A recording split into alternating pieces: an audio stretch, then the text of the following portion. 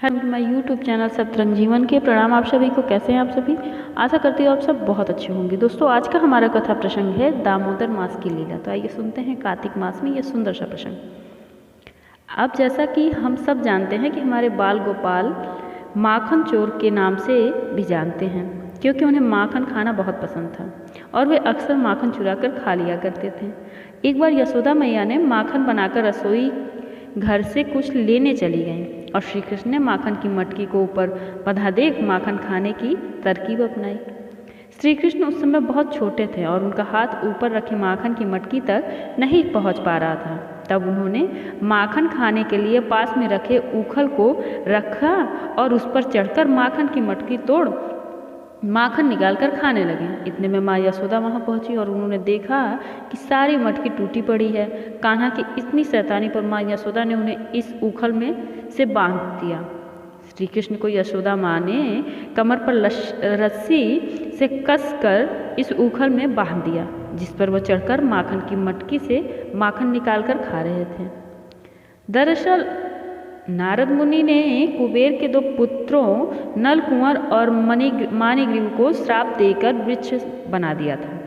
वह दोनों लोग श्राप से मुक्ति पाने के बाद वर्षों से तपस्या कर रहे थे कि कब श्री कृष्ण जन्म लेंगे और कब उन्हें देवर्षि नारद के श्राप से मुक्ति मिलेगी। जब भी कृष्ण ने द्वापर युग में जन्म लिया वह गोकुल आए और जब यशोदा मैया ने उन्हें ऊखल से जिस समय बांधा था तब उन्हें इन दोनों श्रापित नल कुंवर और मणिग्रीव को श्राप से मुक्त भी करना था। यह दोनों श्री कृष्ण के नंद भवन के बाहर वृक्ष बन गए थे।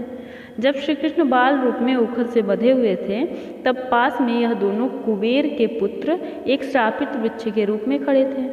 श्री कृष्ण ने अपनी लीला से बंधे ऊखल को इन दोनों वृक्षों के बीच में रखा और कस से ऊखल को आगे की ओर खींचा। जैसे ही श्री कृष्ण ने ऊखल को कस कर खींचा वो दोनों वृक्ष गिरे और दोनों दिव्य पुरुष प्रकट होकर अपनी असली रूप में आ गए और उन्होंने श्री कृष्ण को हाथ जोड़कर प्रणाम किया और अपनी करने की क्षमा याचना करने लगे। इस तरह यह लीला ऊखल बंधन लीला कहलाई और यह लीला कार्तिक मास में हुई थी। श्रीमद् भागवत महापुराण में श्री कृष्ण की इस लीला को विस्तार से बताया गया है। जब दोनों वृक्ष गिरे तब यशोदा मैया श्री कृष्ण की चिंता करते हुए भागी चली आईं और उनकी आंखों से आंसू आ गए थे। वो श्री कृष्ण से बोली, लाल अब मैं तुम्हें कभी भी ऐसी सजा नहीं दूंगी। और श्री कृष्ण अपनी बाल रूप की मंद मुस्कान लिए यशोदा माँ के गले लग गए। दामोदर का अर्थ होता है पेट से किसी चीज को बंध देना और श्री कृष्ण के ओखला से बंधे होने के कारण उनका नाम दामोदर पड़ा और कार्तिक महीने में दामोदर नाम से जाना जाने लगा। तो दोस्तों ये सुंदर सा प्रसंग आप सभी को पसंद आएगा। अगर पसंद आया है तो कमेंट करके जरूर बताएं। Thank you for watching my video और my YouTube channel. Keep smiling. Please like share and subscribe my channel. मेरी और भी ऐसी वीडियोज़ के लिए बने रहिए मेरे चैनल सतरंग जीवन के साथ। Thank you for watching.